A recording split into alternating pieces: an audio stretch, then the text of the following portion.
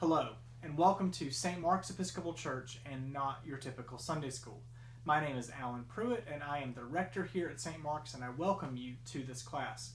This is week 7, and we're going to be taking a look at the book of Leviticus, exploring our 3 questions. Who is God? Who are we? And what is God calling or inviting us to do in this lesson?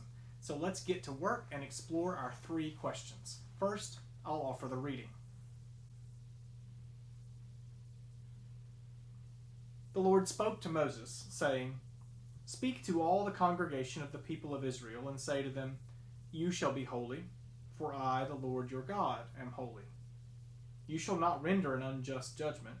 You shall not be partial to the poor or defer to the great. With justice you shall judge your neighbor.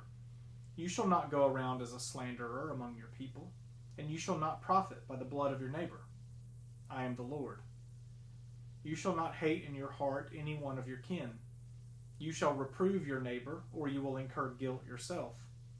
You shall not take vengeance or bear a grudge against any of your people, but you shall love your neighbor as yourself. I am the Lord." Leviticus is not the most exciting book. It is controversial. And isn't what's controversial usually pretty exciting? Well, those 2 statements make sense together when I tell you what Leviticus is. It's a book of law. The law is not terribly exciting, but it is often controversial. Laws give shape to our lives. They set out boundaries of what is acceptable and what is not. Laws also have unintended consequences. Or sometimes those consequences are intended, and they are simply hidden. An example of the first, an unintended consequence. The Prohibition Amendment. Let's stop people from drinking. So that's what we want, maybe. But what that turns into is, let's empower gangsters to sell liquor illegally and make a lot of money in the process. You have a goal, and then you have an unintended consequence. So, an example of the second, hidden but intended consequences. Think of laws that made it harder for people of color to vote. Southern lawmakers could always point to something about safeguarding democracy or literacy tests, voter fraud, and the like. But it was really about keeping power in the hands of the powerful. Laws are rarely exciting, but often filled with controversy. Leviticus is no different. Extreme punishments for crimes that seem strange to us nowadays. Bizarre rules about foods that you can and cannot eat. These things, they are all in there. They are all true, but they are also stereotypes. More fundamentally, the laws in Leviticus were about identifying the people of God. The laws were the way for God to say, "You are my people," and for the people to say, "You are our God." It could be that some of the things we find off-putting in Leviticus were actually groundbreaking and life-giving compared to the cultures all around them. But that's the thing about the Bible.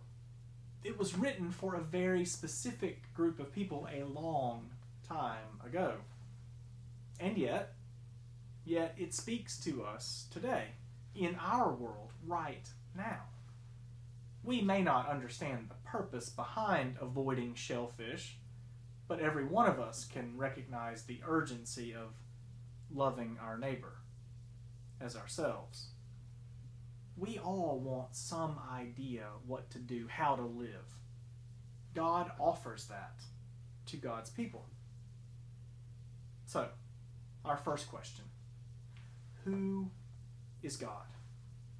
God gives the gift of law, the gift of order, things that bound our lives. But most of all, God announces who God is. You shall be holy, for I, the Lord your God, am holy. Who is God? God is holy. Frederick Buechner wrote, "Only God is holy, just as only people are human. To speak of anything else as holy is to say that it has something of God's mark upon it." He goes on to say in his book, Wishful Thinking, "Times, places, things, and people can all be holy. And when they are usually not hard to recognize. One holy place that I know," he goes on, "one holy place he talks about is a workshop attached to a barn. There is a wood-burning stove in it, made out of an oil drum. There is a workbench, dark and dented, with shallow, crammed drawers, behind one of which a cat lives. There is a calendar on the wall, plus various lengths of chain and rope, shovels and rakes of different sizes and shapes, some worn-out jackets and caps on pegs, an electric clock that doesn't keep time. On the workbench are 2 small plug-in radios, both of which have serious things wrong with them. There are several metal boxes full of wrenches and a bench saw. There are a couple of chairs with rungs missing. There is an old yellow bulldozer with its tracks caked with mud, parked against one wall. The place smells mainly of engine oil and smoke, both wood smoke and pipe smoke. The windows are small, and even on bright days, what light there is comes through mainly in window-sized patches on the floor." He finishes, "I have no idea why this place is holy, but you can tell it is the moment you set foot in it, if you have an eye for that sort of thing. For reasons known only to God, it is one of the places he uses for sending his love to the world." You have a story like that, a place like that. We all do. For some of us, for many of us, the church we love is one of those places, and it's holy, this church behind me here. It's holy not because it was built as a church, but because of the people who have sat in it, cried in it, laughed in it. That nave is holy because of the prayers painted on the walls of the place. And do you know where I heard that phrase? The one about prayers painting the walls. I heard it from one of the people who made that place holy. I heard it from Hazel Glover. She grew up here. Now she's one of my mentor priests. That's what it means for something to be holy. It's all wrapped up in God. It's all wrapped up together with who God is. When something is holy, it cannot help but show you the glory of God. Our second question: who are we? We are the ones who ignore the holy.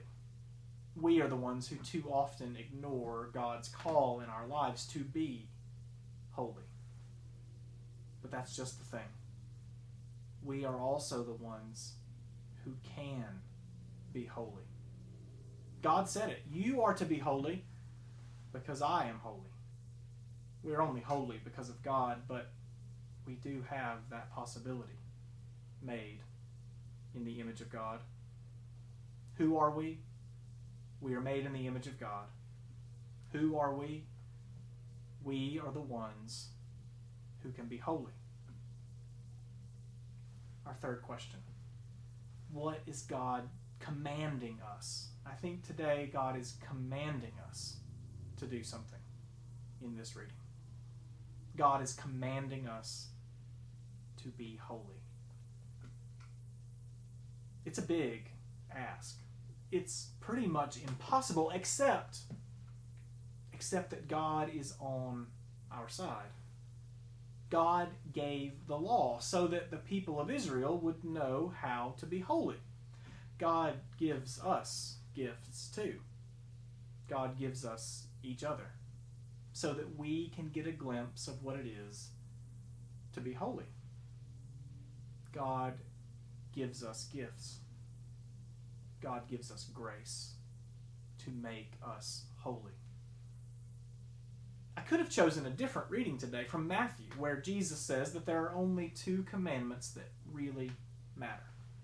Love God, love neighbor. He says that everything hangs on those two commandments. It's an interesting word.